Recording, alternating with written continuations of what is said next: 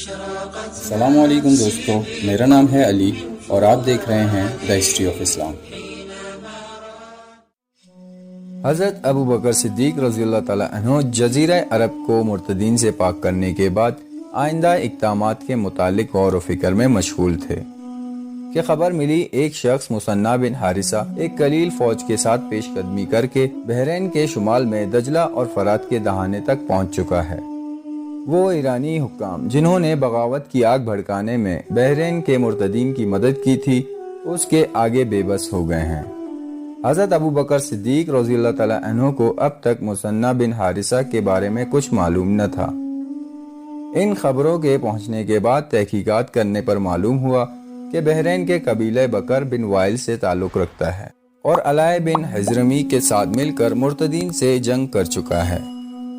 بحرین اور اس کے نواح میں جو لوگ بدستور اسلام پر قائم رہے تھے اور جنہوں نے اسلامی فوجوں کے ساتھ مل کر مرتدین کی جنگوں میں حصہ لیا تھا، مثنیٰ ان کا سردار تھا۔ اس صورتحال نے حضرت ابو بکر صدیق رضی اللہ تعالیٰ عنہ کے لیے غور و فکر کی نئی راہیں کھول دی۔ اب ان کے سامنے سب سے بڑا مسئلہ یہ تھا کہ کیا اس موقع پر مسلمانوں کو عرب کے حدود سے باہر بھیجنا مناسب ہوگا، اور کیا مثنیٰ میں اتنی طاقت ہے کہ وہ عراق میں گھس کر ایرانی سلطنت کے دروازے مسلمانوں کے لیے کھولنے میں کامیاب ہو سکے گا۔ حضرت ابو بکر آئندہ اقدامات کے متعلق ابھی کوئی فیصلہ کرنے نہ پائے تھے کہ مثنیٰ خود مدینہ میں موجود ہوئے اور تمام حالات سے خلیفہ کو گوش گزار کر دیے۔ حضرت مثنیٰ بن حارثہ رضی اللہ تعالیٰ عنہ نے خلیفۃ الرسول اللہ کو بتایا کہ جو عرب قبائل دجلہ اور فرات کے قریبی علاقوں میں آباد ہیں، وہاں کے مقامی باشندوں کے ہاتھوں سخت مصیبت میں مبتلا ہیں۔ وہاں کے عرب زیادہ تر کھیتی باڑی کا کام کرتے ہیں۔ جب فصل پک کر تیار ہو جاتی ہے تو ایرانی زمیندار آتے ہیں اور سارا غلہ سمیٹ کر لے جاتے ہیں، لیکن وہ غریب کسان جنہوں نے رات دن سخت محنت و مشقت برداشت کرتے ہوئے خون و پسینہ ایک کر کے فصل تیار کی تھی، بالکل محروم رہ جاتے ہیں، اور ان کے حصے میں ان چند ٹکوں کے سوا کچھ نہیں آتا جو زمینوں کے مالک بخشش کے طور پر انہیں دے جاتے ہیں۔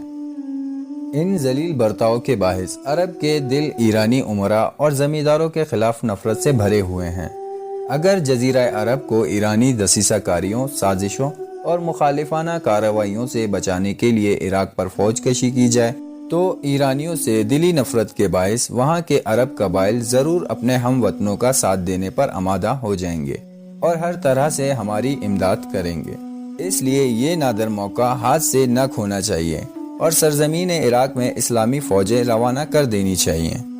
حضرت ابو بکر صدیق رضی اللہ تعالیٰ عنہ نے مدینہ کے اہل الرائے اصحاب سے مشورہ کر کے حضرت مثنیٰ کو ان کی قوم کا سردار بنا دیا۔ چنانچہ اہل مدینہ عراق کے حالات سے بالکل ناواقف تھے۔ انہیں ڈر تھا کہ سلطنت ایران، جو کہ اس زمانے میں ایک سپر پاور کی حیثیت رکھتا تھا، اس پر چڑھائی کر کے اسلامی فوج کہیں الٹی مصیبت میں مبتلا نہ ہو جائیں۔ اس لیے اہل مدینہ نے مشورہ کیا کہ سیف اللہ حضرت خالد بن ولید رضی اللہ تعالیٰ عنہ کو یمامہ سے بلا کر ان سے مشورہ کیا جائے۔ جب حضرت خالد بن ولید رضی اللہ تعالیٰ عنہ مدینہ تشریف لائے تو حضرت ابو بکر صدیق رضی اللہ تعالیٰ عنہ نے عراق پر فوج کشی کے متعلق مثنیٰ کی تجاویز ان کے سامنے رکھی تو انہوں نے کہا، اس خطرے سے بچنے کی صرف ایک ہی صورت ہے، وہ یہ کہ دربار خلافت سے مثنیٰ کو قرار واقع امداد مہیا کیا جائے۔ چنانچہ حضرت ابو بکر صدیق رضی اللہ تعالیٰ عنہ نے حضرت خالد کو حکم دیا کہ وہ اپنا لشکر لے کر عراق چلے جائیں اور لشکر کی کمان فی الحال اپنے ہاتھ میں سنبھال لیں، اور یہ بھی حکم دیا کہ جنگ کے دوران ان عرب کاشتکاروں سے نیک سلوک کریں جن پر ایرانی زمیندار بے حد ظلم توڑتے ہیں اور غلاموں سے بھی بدتر سلوک کرتے ہیں۔ پھر حضرت خالد رضی اللہ تعالیٰ عنہ وہاں سے واپس یمامہ چلے گئے۔ یمامہ سے اپنا لشکر لے کر مثنیٰ کی امداد کو نکل پڑے۔ حضرت خالد رضی اللہ تعالیٰ عنہ کے لشکر کی تعداد بہت کم تھی، لہٰذا انہوں نے حضرت ابو بکر صدیق کے خدمت میں مزید کمک بھیجنے کے لیے خط لکھا تو انہوں نے صرف ایک شخص حضرت قعقاع بن عمر رضی اللہ تعالیٰ عنہ کو ان کی امداد کے لیے روانہ فرمایا۔ لوگوں نے جب کمک کی صورت میں صرف ایک شخص کو دیکھا تو بہت تعجب کا اظہار کیا۔ حضرت ابو بکر صدیق رضی اللہ تعالیٰ عنہ نے خط کے جواب میں لکھا، کاکا بن عمر التمیمی 1000 لشکر کے برابر ہیں۔ جس لشکر میں کاکا جیسا شخص شامل ہو وہ کبھی شکست نہیں کھا سکتا۔ بہرحال حضرت خالد رضی اللہ تعالیٰ عنہ یمامہ سے 10,000 کی جمعیت لے کر عراق روانہ ہوئے تھے۔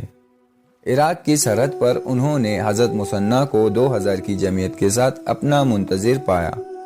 انہوں نے لشکر کو 3 حصوں میں تقسیم کر دیا اور ہر حصے کو ہدایت کی کہ وہ مختلف راستوں سے ہوتا ہوا حفیر پہنچ جائیں۔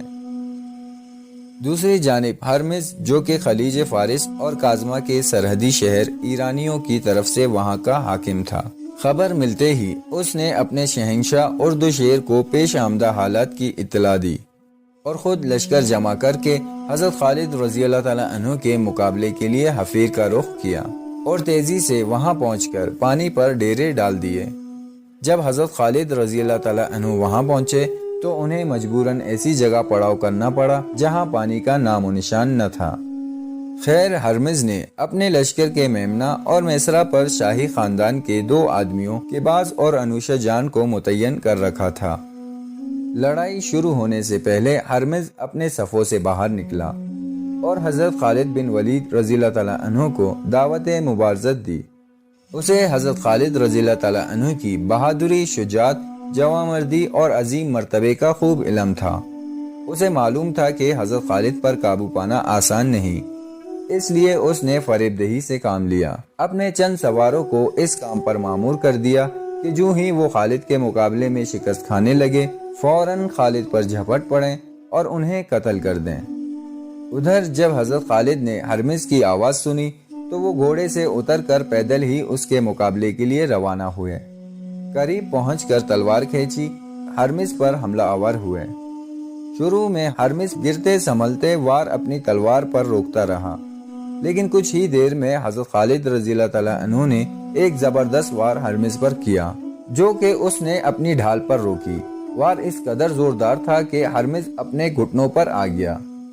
اسی اثناء میں ہرمز کے مقرر کردہ سواروں نے کمین گاہوں سے نکل کر حضرت خالد رضی اللہ تعالیٰ عنہ کو قتل کرنے اور ہرمز کو ان سے بچانے کا ارادہ کیا، لیکن دوسری جانب مسلمان بھی چوکس کھڑے تھے۔ کاکا بن عمر جو کہ بہت غور سے دشمن کے حرکات و سکنات جانچ رہے تھے، جو ہی ایرانی سواروں کو کمین گاہوں سے نکلتے دیکھا فوراً اپنے گھوڑے کی ایڑ لگائی اور برق رفتاری سے ایرانی فوجیوں پر حملہ آور ہوئے۔ کچھ ہی لمحوں میں حضرت کاکا رضی اللہ تعالیٰ عنہ نے تمام ایرانیوں کی گردنیں اڑا دی تھیں۔ ان میں سے کوئی ایک بھی حضرت خالد رضی اللہ تعالیٰ عنہ کے قریب نہ پہنچ پایا۔ اس دوران حضرت خالد رضی اللہ تعالیٰ عنہ سوچ رہے تھے کہ واقعی خلیفۃ الرسول اللہ نے سچ فرمایا تھا، حضرت کاکا اکیلے ہی ایک لشکر کی طاقت رکھتے ہیں۔ حضرت خالد رضی اللہ تعالیٰ عنہ نے ہرمز کی گردن 1-2 واروں میں اڑا دی اور اپنی صفوں میں واپس چلے آئے۔ اب دونوں افواج میں 10 بدس جنگ شروع ہو چکی تھی، لیکن اپنے سپہ سالار کے مارے جانے کی وجہ سے ایرانیوں کی کمر اور ہمت ٹوٹ چکی تھی۔ وہ زیادہ دیر تک مسلمانوں کے مقابلے میں نہ ٹھہر سکے اور شکست کھا کر بھاگنے لگے۔ مسلمانوں نے رات کے اندھیرے تک ان کا تعاقب کیا اور دریائے فرات کے بڑے پل تک جہاں آج کل بصرہ آباد ہے انہیں قتل کرتے چلے گئے۔ ان مفرورین میں کباز اور انوشہ جان بھی شامل تھے جنہیں ہرمز نے میمنہ اور میسرہ کا سردار مقرر کر رکھا تھا۔ دشمنوں پر پوری طرح قابو پانے کے بعد حضرت خالد رضی اللہ تعالیٰ عنہ نے مثنیٰ بن حارثہ کو شکست خوردہ مفرورین لشکر کا پیچھا کرنے کی ہدایت کی۔ اثناء تعاقب میں مثنیٰ کا گزر ایک قلعے کی جانب سے ہوا جس میں ایک ایرانی شہزادی رہتی تھی۔ اس قلعے کے کچھ فاصلے پر اس کے خاوند کا بھی قلعہ تھا۔ مثنیٰ نے اپنے بھائی مونا بن حارثہ کو تو شہزادی کے قلعے کا محاصرہ کرنے کا حکم دیا اور خود اس کے خاوند کے قلعے کا محاصرہ کر کے اسے شکست فاش دے دی۔ اس کے بعد بدستور ہزیمت خوردہ لشکر کا پیچھا شروع کر دیا۔ عراق کی اس سب سے پہلی لڑائی کو غزوہ ذات السلاسل کا بھی نام دیا جاتا ہے، کیونکہ اس جنگ میں ایرانیوں نے اپنے آپ کو ایک دوسرے کے ساتھ زنجیروں میں جکڑ لیا تھا تاکہ کوئی بھی شخص میدان جنگ سے فرار نہ ہو سکے۔